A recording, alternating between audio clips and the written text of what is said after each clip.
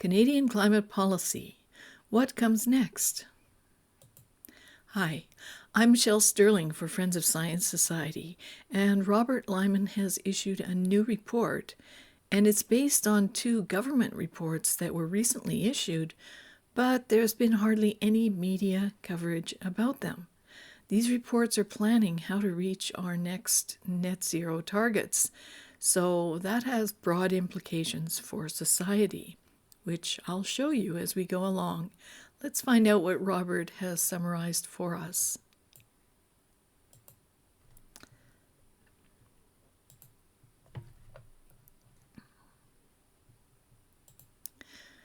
Net Zero 2050. The Carney government and almost all provincial governments are committed to attain net zero by 2050. So what does the future hold? Well, there's hardly any media coverage of two recent reports. The federal government has described the progress that has been made in attaining the target of reducing Canada's annual greenhouse gas GHG emissions by 2030 and setting new targets for 2035. As usual, there has been remarkably little media coverage or analysis of these reports. So the first report was Canada's first biennial transparency report under the Paris Agreement. The second was Canada's 2035 nationally determined contribution. This one goes to the UNFCCC in time for the upcoming COP30 conference. This article will summarize the main elements of these reports and offer comments on them. First of all, let's have a look and see what are the emissions reductions targets. Now, this is jumping to a report that was issued in the fall from the Office of the Auditor General, and it was on Canadian Net Zero Emissions Accountability Act. This is a 2024 report from, I think, around November. So you can see by this graph, here are Canada's emissions over the years. These are the years down here. And you can see there was quite a plummet during the COVID lockdowns of 2020, but emissions are rebounding. Now, look at this. This is the interim objective for 2026. 2026 is only a few months away. And this is the target for 2030, which is only about 4 years away. If we haven't been able to make any progress of any substance over these past years, other than this COVID lockdown drop, how does anyone think we'll meet these targets? But according to Minister Guilbeault, then minister at the time, our plan is working. And he said that he's presenting this first biennial transparency report under the Paris Agreement. He then goes on to say that Canada has taken bold steps to reduce emissions, adapt to climate impacts, and lay the groundwork for a low-carbon economy.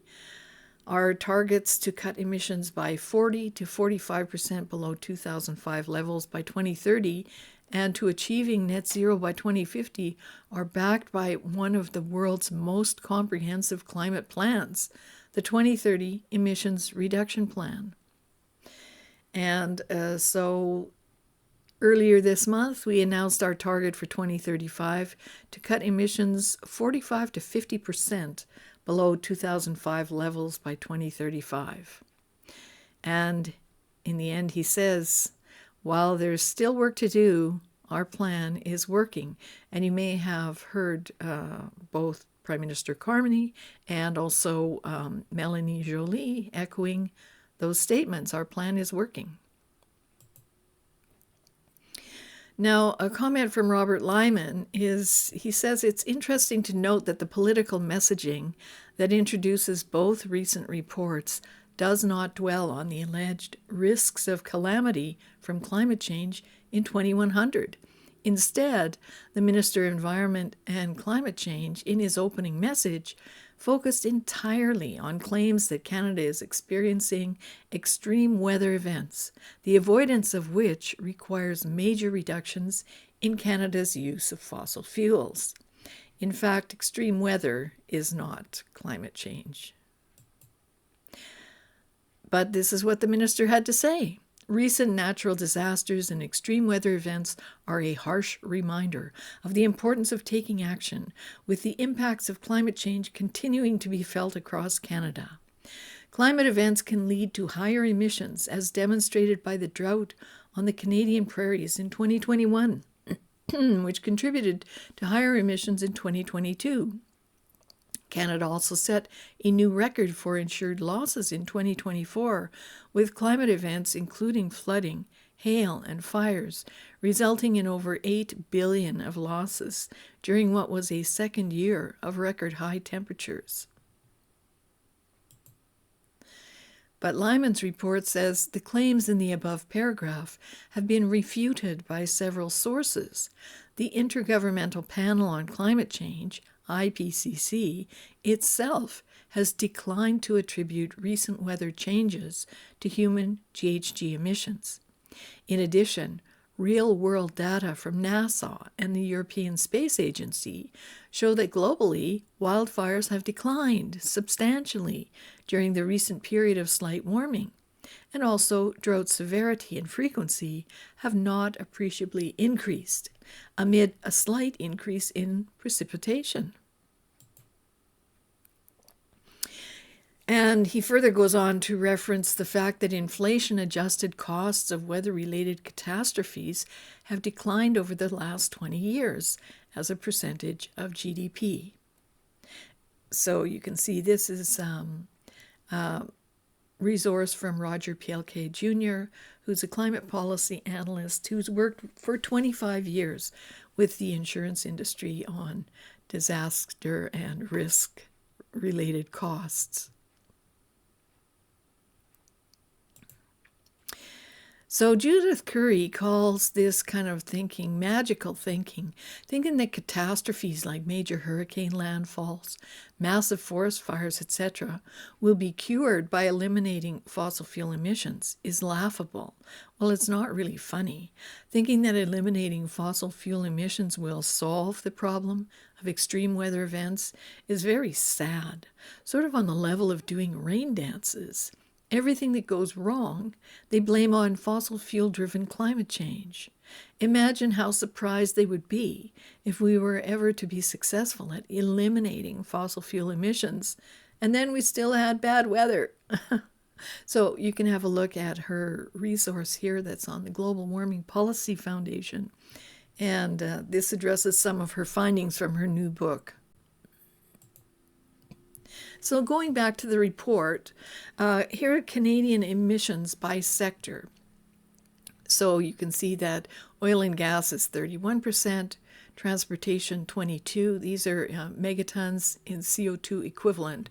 Buildings 12%, heavy industry 11%, agriculture 10%, waste and other 7%, and electricity 7%. This is as of 2022. And here, also from that report, is Canada's projected emissions trajectory. So if we had kept our trajectory with no measures whatsoever, it would have been up here based on the 2015 projection. But when we look here, here is our original target, 30% below 2005, and here's our 2030 target, 40 to 45% below 2005. So these are the 2004 projections. These are the 2004 projections with nature-based climate solutions and ag measures. I don't know, does that look realistic to you? Maybe they have some magical measures we don't know about. What is nature-based climate solutions, NBCS?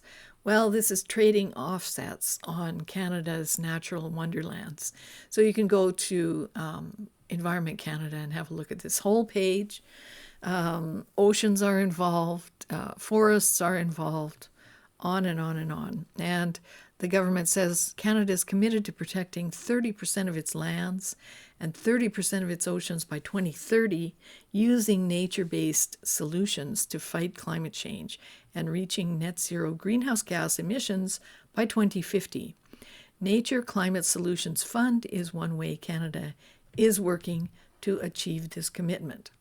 So that it doesn't really reduce emissions. It's just carbon trading on forests, on protected forests and natural areas.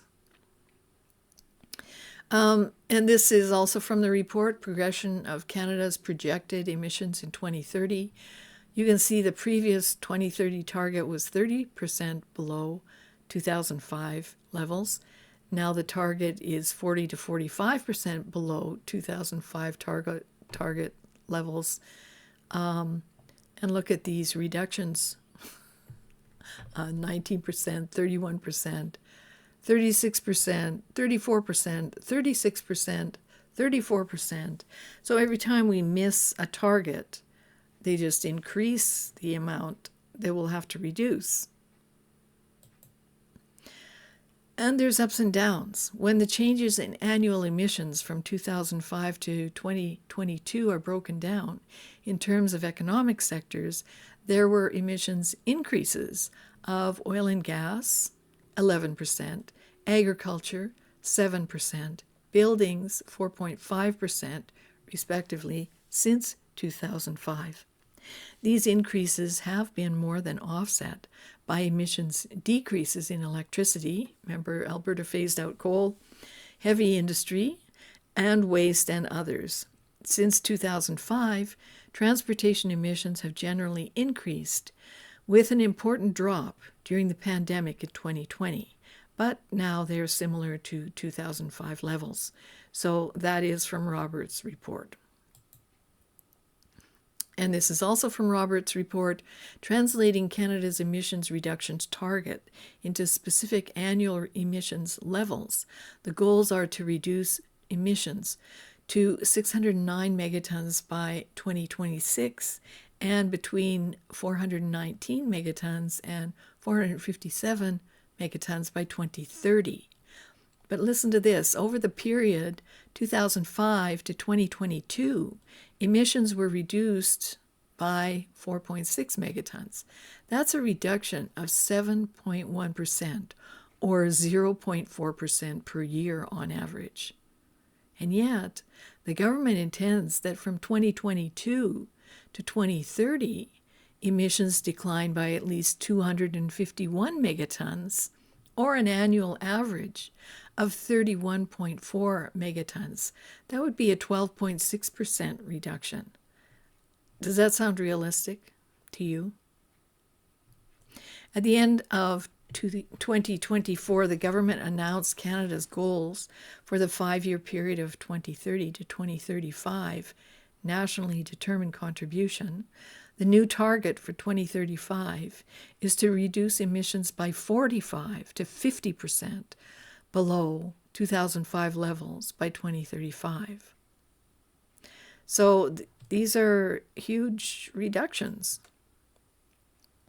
And also in this report was another surprising find that climate finance abounds. This is your money being sent offshore to heaven knows what kind of projects. So here's the Government of Canada's climate finance commitment. This is international assistance with climate component, including provincial and municipal support. This is climate relevant support through Export Development Canada. Climate share of core contributions to multilateral development banks. Climate relevant support through FinDev Canada and private finance mobilized. Like, these are huge sums of money, hundreds of millions of dollars of your money going to some kind of climate related projects in countries far away. So this is not domestic climate finance for 2021 to 22. It's only total expenditure on international climate measures, various forms of climate aid to developing countries. Really? And carrying on with the report, the Biennial Transparency Report, we find that it sets out projections of future GHG emissions and removals using the Energy Emissions and Economy Model for Canada, E3MC. The model uses two scenarios, with the with measures scenario and with additional measures scenario, or WHAM.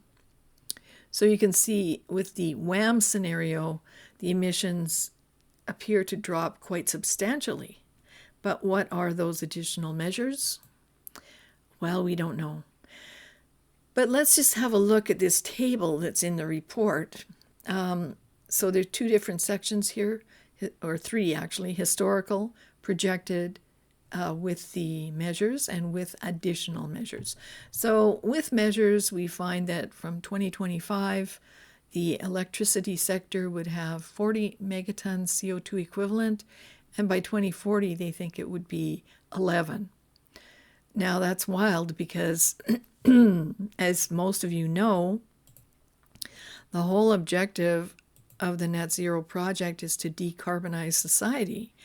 To do that, if we're going to install heat pumps, to electrify residential and industrial heating and operations, to implement the EV mandate, we would have to double or triple our existing electrical grid, which is impossible to do in that short span, but it certainly would not be reducing emissions because we would have to add much more generation. And there would be many, many megatons of embodied emissions in building out the grid as well. So we can't magically ignore that those would be there. And wind and solar won't do it, folks, not for industry, not for home heating, not for residential operations, not for retail. It's not going to do it. So that's a real problem. And here, in the projected with additional measured scenario, and remember also, they're planning on putting a lot of AI into place, artificial intelligence, which is has a huge demand for energy. So here with the additional measures, they're proposing that from 2025, we'd go from 39 megatons CO2 equivalent to 9 by 2040. That seems absurdly unrealistic to me. But again, they're not telling us how they plan to get there. So Robert Lyman writes in his report, the with measures scenario seeks to model the effects of federal, provincial, and territorial policies and measures that were in place as of the cutoff date of August 2024 and assumes no further government action. And he says, how this was calculated should be considered as a great mystery, as no one even has an inventory of all of the over 400 climate policy measures now in place, and no one has ever done a cost-benefit or cost-effectiveness study of them. Meanwhile, the with additional measures scenario seeks to model the results of present policies plus those additional policies and measures that are under development and for which there is enough information for the policies and measures to be modeled. But again, that's a great mystery. What are these additional measures? And the serious problem that Robert points out is that you pay for all of this. This is all based on subsidies, incentives, backup support for industries that either don't exist or cannot comply without massive financial assistance. And so Robert Lyman advises it's long past time for Canadians to demand that climate policy and the closely related energy and fiscal policies that it now drives be made more realistic and more attuned to the needs of the Canadian economy and the well-being of the Canadian people. At a minimum, that requires more transparency as to how the new targets will be met. And this, I think, is the kicker. Even better would be to abandon targets altogether. I'm for that. Yay. So Robert Lyman ends with some questions. setting an ambitious, probably unattainable emissions reduction target serves one major objective for climate activists and the political parties that serve them. It diverts attention from the question of which measures will be taken to attain the targets. Let's list some of the more obvious questions. Will the government add to or subtract from the 140 emissions reductions measures that it admits to now having in place? Will the government continue to insist that carbon pricing, i.e., the imposition of carbon taxes and fees of different kinds, must remain the core of its emissions reduction strategy, even when the vast array of non-pricing measures already in play demonstrate that it is not? And how high will the output-based pricing system take the effective carbon price for Canada's large industrial emitters? So just a note here, as you recall, when Prime Minister Carney was elected, he zeroed the consumer-facing carbon price. He didn't cancel it, but he put it to zero. But he did promise that the industrial carbon price would be much higher. So the carbon price has not gone away. Not for consumers, although it's at zero right now. We don't know what will happen with that, and not for industry. So Robert goes on to say, will the government stay with the present practice of increasing the rate by $15 per year, i.e. to $245 per ton by 2030 and $320 per ton by 2040? Or will they accelerate it? And how will the government get emissions in the largest emitting sectors, oil, gas, transportation, and heavy industry, to net zero when the financial and economic costs of doing so become intolerable to much of the public? Now, just a note that I'd like to add here regarding extreme events and wildfire at the UN Climate Week in 2023. Guilbeault and Trudeau used our wildfires, that was the year we had many, many big wildfires, to push a global price on carbon. And Minister Guilbeault told everyone there that the climate change is seen in our wildfires, which is absolutely untrue. Wildfires and climate change have nothing to do with each other. But what just popped up in the news this week is the Financial Times. They're saying talk of a global carbon price scheme grows louder ahead of COP30. And that's Conference of the Parties. That's the big climate conference in Belém, Brazil, which is coming up in November.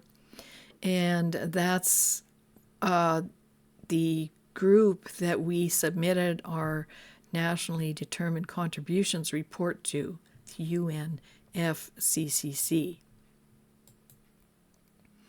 And the idea of a global carbon tax law has been around for a long time, promoted primarily by this fellow Johan Rockstrom, who just met recently and did a webinar for the Canada Pension Plan Investments Group. And always remember that the World Economic Forum has been predicting since about 2015 that by 2030 there will be a global price on carbon, and also that you'll own nothing, but you'll be happy about it. I don't think so. So please read the full report. It's on our blog, Canadian Climate Policy, What Comes Next? And please also come to our event on September 25th, 2025. It'll be at 7 p.m. at the Best Western Village Park Inn in Calgary, Alberta. And you can get your tickets online here at friendsofscience.org. We also have live stream event tickets available.